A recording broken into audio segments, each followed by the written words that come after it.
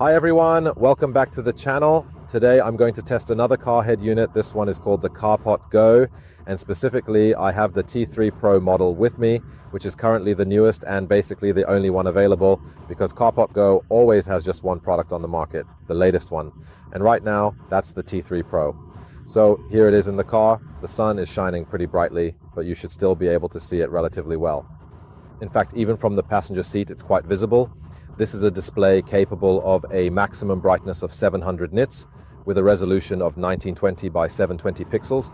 And by the way, you can just take it off like this. So if you're worried about leaving it in the car, it attaches with a magnetic mount like this. But of course, this isn't the only way to mount it. They included all sorts of accessories with it. I'll show you what else comes in the box.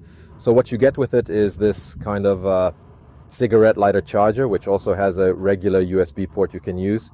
I'm lucky because in this car it's set up so that there's a cigarette lighter socket right behind it, so that's not a problem. What's also interesting is that on the side here, actually maybe I'll just take it off, that's the easiest. So on the side here there are a bunch of ports because there's a USB in, a USB out, and there's also an AUX in and an audio out. So this is the four things, but it doesn't have an on-off button, which worried me because the Minix, the one I showed last time and still use, has a really handy on-off button. That's great because, for example, if your car is set up so that the cigarette lighter charger still gets power after you've turned off the car, then the device stays lit up, and with the Minix you can just turn it off. But with this one, you can't just switch it off like that. The other thing that worried me is that for a long time, and actually I still experience this with the Minix, if I change the phone that's connected to it, so one phone is there that wasn't there before, and the other one isn't there anymore even though it was there before, and since both of them recognize the device, a lot of times the device gets re-added in order to establish the connection. But now the situation is that in this respect Carpodgo is smarter, because I tried many times to disconnect from one and reconnect from the other, and the connection switches over instantly. So I was switching back and forth between a Fold 5 and a Fold 7 for a while here, and it always found it on the first try. So as soon as one disappeared, the other appeared. It handled the situation. If you have an iPhone and an Android, it's not that straightforward because, you know, that's the case. And now we're going to do some magic here. The thing is, in the menu under settings, in the Bluetooth section, you see all the devices listed. And it's not just about having them here, but also whether CarPlay or Android Auto is active. There's a separate button.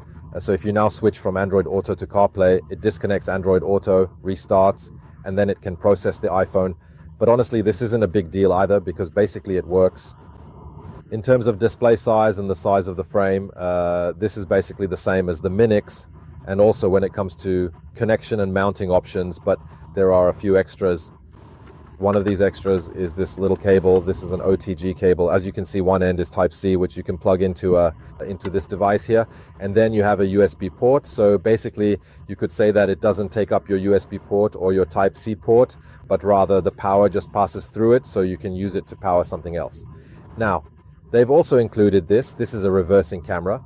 So with this, you plug it into the AUX port, and it comes with a really long cable. So you can run it all the way from the dashboard unit to the back of the car. You can either mount it on the rear windshield or you can mount it outside at the height of the license plate. But if, for example, your license plate light is centered, then it might be a bit off. And actually what's more important here is that it has two connection points. The black cable goes into the head unit itself, so that's the AUX cable. And then there's a red cable as well, which as you can see is a spliced cable. This one needs to be connected to where the car switches on the reverse light, which is probably somewhere near the gear shifter. Because what happens is that when you put the car in reverse, that's when the rear camera gets power, and that's when the display switches from the usual Android Auto or other things to the rear camera's image. Well, I didn't actually set this up myself, to be honest, but I assume that's how it works. And what's amusing is that they also sent a little extra with this, namely this thing. It's basically an interference suppressor. So if your rear camera image starts to flicker, you should run the cable through this, please. And then this will eliminate the flickering and supposedly your image will be better. I think that's a really nice gesture.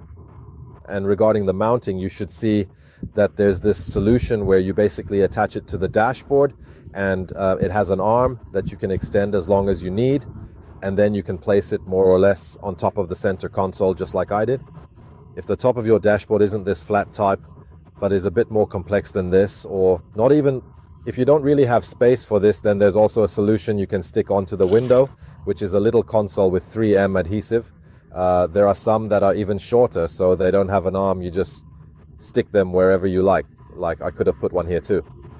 And for these, there's also a kind of suction, a chronological thingy. So if you want to put it on the glass, you can use that as well. So it's likely you can find a place for it in any car. I have to say I'm really glad that these kinds of, because this way it's stable. Since in this case, vibrations don't really affect it. It doesn't bounce around much, and somehow it just works really well. Now, Carpodgo claims that they're really great because their system has a 60 Hertz refresh rate, and even with CarPlay, it runs at 60 frames per second. What I can definitely tell you, just like with the previous one, like with the Minix, is that this type of solution, the one here, from this perspective, is a bit on the slow side. It's not necessarily as fast as a built-in car solution. There's no two-finger gesture control, so if you want to zoom in, rotate, or anything like that, you can't do it because it doesn't recognize those kinds of gestures. It only handles one finger at a time.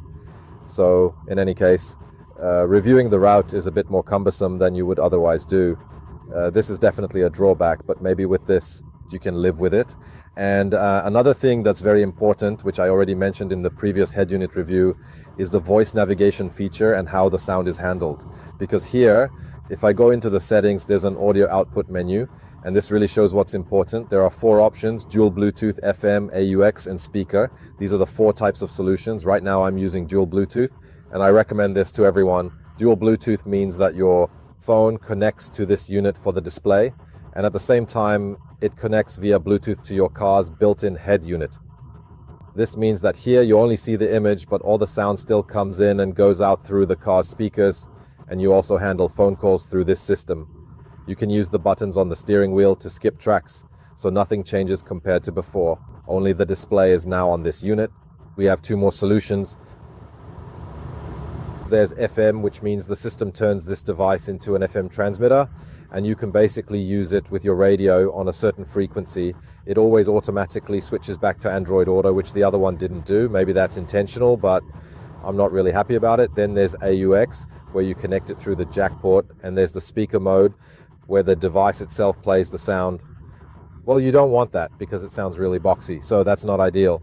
That's the fact that it has dual Bluetooth is really, really important, and Carpodgo did a survey to see which solution their customers prefer, and 97% of their customers use the dual Bluetooth because everyone already has Bluetooth in their car, but not necessarily a display. So this product is mainly targeted at those people, and in that respect, it works perfectly. So that's definitely something to be happy about. Another nice feature is that there's a brightness sensor on top of the device, which basically detects when it gets dark. It switches modes automatically, so you don't have to toggle it manually or adjust it yourself, although you do have that option as well. This is another thing that's useful and important. And by the way, I have to say, I know there have been a lot of counter arguments about this connection, like why not just put your phone up there directly? To be honest, that's how I used to do it too. I just put my phone up there directly. Okay, I have a smaller display, so I can't see the navigation and say the music at the same time. And if I get an incoming call, there are a lot of situations when it either takes away the navigation screen or puts up the call screen for you, which is really annoying while driving. So this thing is specifically designed for use in cars. And as such, it clearly serves its purpose well. Both CarPlay and Android Auto are basically created and designed so that you can access functions while driving. If I go into the menu here, you can see that the apps available are those you might use while driving. And in this sense, it's a much more organized and much easier to use solution than if I just put my phone's display there. Not to mention that in this case, it's not the phone that's exposed to the sun while driving, but this gadget. And also, I don't have to keep plugging my phone aggressively into the TFC cable, since this works wirelessly, which means I might even protect the cable a bit better. So all in all, this is a useful device, but it's not for everyone. Not everyone needs it. However, those who bought Minix products because of the Minix video review or were influenced by it know exactly that it was also a good product. The Carpodgo is also a good product. I would say that I don't want to make a decision here about which one is better or not. I think this is a good offer now in the sense that I feel it's a bit better prepared for situations where multiple people use the car and switch phones, as it handles this switching well. With the Minix, that was often a bit of a hassle. And what I also feel about this is that it has another advantage, that it's better optimized for Apple CarPlay than the Minix, but in terms of features, they're basically the same. The fact that you can order an external reversing camera for this for an extra $10, which really isn't a big amount, could be an option for many people. But I'm not saying this is better or worse. I'm saying this is also a particularly well-made aftermarket in-car unit, which is typically for those cars that have Bluetooth. Maybe you even have a display, but you don't have Android Auto or CarPlay. However, you'd like to have a big screen and use it comfortably, so that instead of hanging your phone here and there, this device sits fixed in the car, and when you get in, it connects automatically and all the functions start up. So this was the Carpodgo T3 Pro 2024 version. This is currently the latest they have to offer. There's a purchase link in the video description. So if you feel like you're interested, and let's say you missed out on the Minix, because the Minix is actually was at the video price at the time I made the video about it, but then the price went up on the official Winix website. You can still get it elsewhere at a relatively good price, but I think that's stock dependent and eventually they'll run out. If you missed out on that, or you don't like it, or it's not appealing to you, or you say you need one with 60 Hz refresh rate CarPlay or 60 FPS CarPlay, then this might be better for you. But if you want to be able to turn that thing on and off with a button on the back, then the Winix solution, the buying link is included in this video now. I think that with these products, as long as they have dual Bluetooth, which is a very important parameter for these devices, there really isn't much of a problem with them. It will never be as smooth as your phone, that's obvious, but they're getting better and better. And as you can see, this Carpodgo T3 Pro is also a particularly practical and usable solution, so I wouldn't discourage anyone from getting it. In fact, I can honestly recommend it. That's all we could fit into this video. If you'd like to see similar videos on this channel, not just about car stuff like this, but about a variety of other things as well, then go ahead and press the buttons around me so you won't miss out. And if you're already a dedicated YouTube viewer, I really thank you so much for your attention so far. Keep up your good habit, and we'll see each other very soon in the next video. Bye.